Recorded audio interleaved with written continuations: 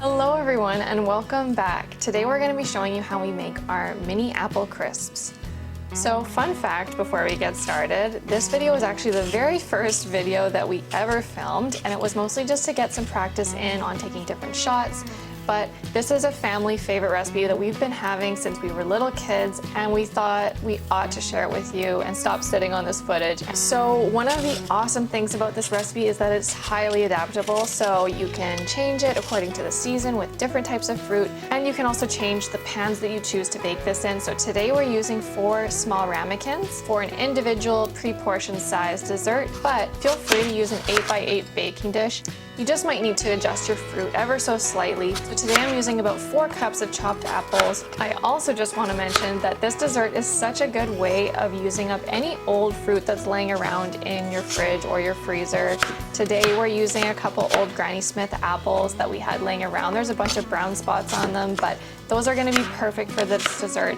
And this is a great way to avoid wasting any fruit that can still be turned into something yummy and delicious. One more thing before we get too far into the recipe, make sure to turn your oven on to 375 degrees Fahrenheit so it can start preheating now.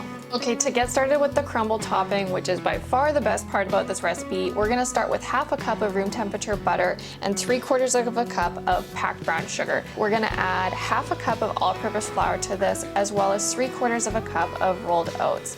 Feel free to sub that for old-fashioned oats because those taste awesome and add a little bit more texture. Next, we're just gonna add half a teaspoon of some cinnamon. So once we have all those ingredients inside of our bowl, we're just going to now start mixing it. I personally like to just use my bare hands and crumble up the butter and the brown sugar so it's nice and crumbly and well incorporated. But if you don't wanna use your hands, you can either put some latex gloves on or feel free to use a wooden spoon as well, and that would work great.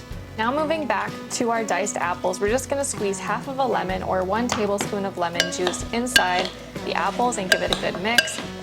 I also really like to add extra cinnamon at this point just to give those apples a yummy, warm flavor. So I'm adding half a teaspoon of cinnamon. If you're making a larger batch in your 8x8 square pan with 6 cups of fruit, I would recommend upping it to about 1 teaspoon. Okay, now moving on to the dessert assembly, we're just going to fill each of our ramekins with some apples. I like to fill them quite tall and close to the brim because as they start to bake, the apples soften and they can shrink a little bit, so making sure they're full to start is great. And at this point, it already smells so good. I feel like I could already eat it without even being baked, but I will wait. Okay, now for the last and the best part, we're going to top each one with the crumble topping.